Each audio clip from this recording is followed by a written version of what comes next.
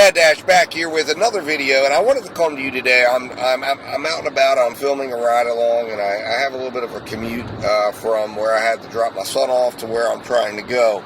So I thought I'd jump in, do a little short video, and I wanted to talk about one important component that has a huge influence over the markets that you're in and what you should be looking for, and that is order volume. All right? And order volume, there's two ways to look at that. There's offered volume, and then there's actual volume that you're doing in terms of looking at it on. And there's two metrics you should be looking for. You want to be looking at how many orders are you getting per accepted offer. And in my market, what I've found is when I'm making money, I'm making my most money, I'm seeing about 5 offers per accepted offer. When that number drops, my money drops. And that normally is because I'm not getting as many offers. So then, a lot of times that has to do with me working downtimes or maybe certain days. And if you pay attention to those numbers and you look at it in that framework, then you can help better gauge what days you should and shouldn't work, what times you should and shouldn't work. It will help you more target your earnings. Now, how do you determine this? Well, that's what I wanted to talk about today. How can you get this information? How did I get this information? In other words, how did I determine what it was? And what did I look at? So, I haven't extensively covered these or shown these, but I believe I've once or twice put videos up where I did kind of a review of a shift, but I did it from the perspective of every order that was offered.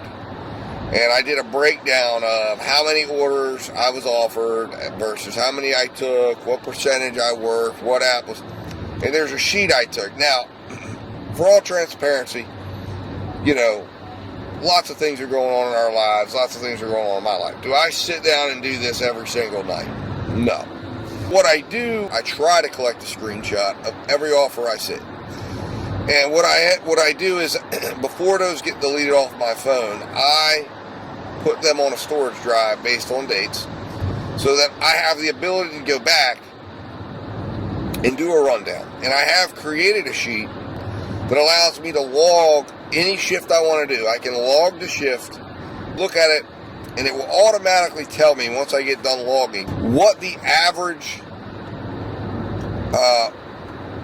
is per order that I have of offered orders. So if I've accepted, 5 orders, there was 20 orders for the time I was out that were shown to me. I know it took 4 to 5. And then I can also look at it as a perspective of how frequent, looking at it from minutes worked. Once I have that information, I can break it down and say, how frequent am I seeing orders? And what I'm looking for is probably about 2 orders a minute is a good flow for dinner in my area, what I've recognized from doing this enough. And seeing 2 orders every minute at least. Sometimes there's been times it's even heavier where I'm seeing 4 to 5 because I'm multi-apping. And then there's days that it might be 1 order every 5 minutes. And, I try to look at it and see what days are good, what days are bad, what days are the ones that I want to work, and that's how I want to digest that information. But the first step to collecting this information is collecting the screenshots. Once you've collected screenshots and you've gotten and amassed a couple of shifts, you can take some time. You don't have to do it every day or do it right after you get done. I know, for me, if I'm working 10 hours out in the field, I'm tired. I'm not going to go home and sit in front of my computer. For me, the perfect time to do this is getting up in the morning. I don't find that the breakfast shift is particularly profitable in my area. So what I will do is I will get up 7, 8 o'clock in the morning, and that's when I'll take the time to review my emails, do some paperwork, update my financials, and then take some time if I have it and check out and pick about 1 to 2 shifts a week and just check it out and see where I'm at. If I'm working a new market, I will maybe do it more exhaustively and try to get at least a 4 or 5 day sample and see what I'm looking at as far as how many orders is it taking me to get 1 order. and how frequent am I seeing orders in that market. And then I look at the money I'm making. So you want to see that. That is something that is invaluable information. But that's how you're going to collect it. You need to make sure you're screenshotting every single order and then arranging it on a spreadsheet. Again, my offer is always there. If you're a subscriber, I will send you any sheet that you want that I talk about or show on this channel.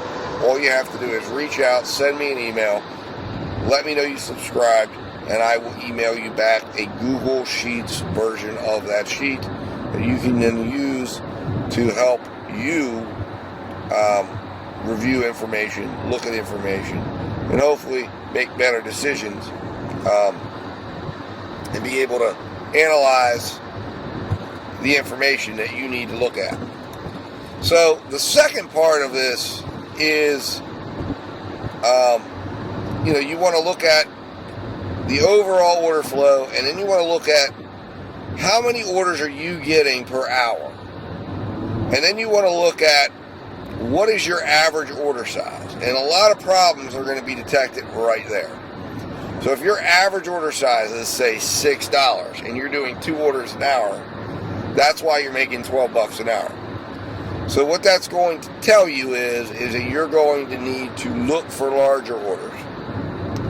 You can either look for larger orders, or if your market doesn't support larger orders for some reason, although I would say that is definitely probably not true, and that maybe you need to branch out and evaluate whether you're multi-apping, et cetera, et cetera.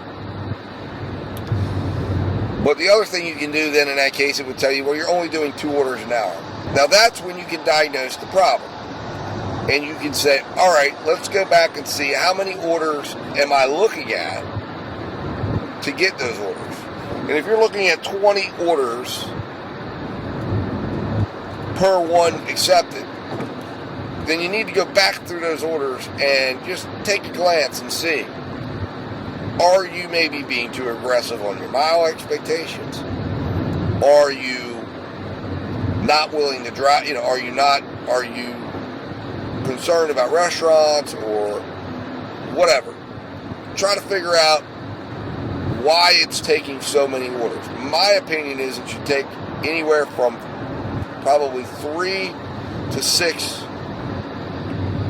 offers per one accepted order would be a good standard to look at when you're applying and looking at it. And if you're above that, you're probably being too selective, and you need to evaluate the criteria that you're using when accepting orders.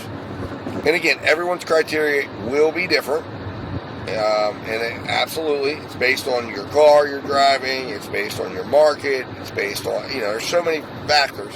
So I can't give you the end-all be-all, but I can just tell you that's, if you're looking at more than 10 orders per one accepted order, you're probably looking at too many orders. Although it's possible you can do that. There's been days I've done that, and DoorDash is a culprit of sending really trashy orders. So I'm not telling you that if you get 10 trashy orders that are just not doable, that you should ever say, well, I've looked at too many. No, I'm just saying, evaluate. If this is a consistent thing you're seeing, evaluate and go back and look. And the only way you can do that is have screenshots of your shift so you can recreate everything you saw in its entirety and be able to go back and reevaluate those decisions. But once you do that, those are the 2 components, the 2 things you want to look at. Understand the total flow of offers, and then understand also how many orders are you looking at, how many orders are you accepting per hour, what's your dollar per order on average, and understand that based on, if you work multiple markets, take the time to understand each market and try to evaluate which one's the one you want to get scheduled in and you want to devote your time to. Because that's one of the things that it's so difficult if you enter this realm of trying to make money in the gig economy, is you don't have any of this information at your fingertips. DoorDash has it, GrubHub has it, UberEats has it. We have to go out and collect it. And so it's very important you take the time to get this information so you can do what we've talked about. And that is, as I have preached, the more information you have, means that the decisions you're making are going to have a higher probability for success, which means the chances of success, if you're making decisions that have a higher probability of success, then the chances of being successful and having a successful outcome at the end of a day, hour, week, month will be higher, and you will more likely than not succeed in the goals that you set for yourself. But you got to set a goal. You got to ensure that you have quality information that sets you up to be able to make the most successful decisions possible every single time you're making a decision. And if you do that, you will have success for whatever goal it is that you set for yourself to accomplish in the gig economy. All right, guys, I'm going to sign off here. Like I said, I'm heading into a market right now. I'm filming a ride-along. Check out my ride-alongs. Check out my other videos. If this is the first time checking out the channel, maybe you give me your subscription now, or at least check out the channel, and hopefully I earn it later. Hit that like button if you got something out of this, and share this with at least one person in the gig economy that you know of that could possibly find this information useful. Guys, thanks for watching. I'll be talking to you soon.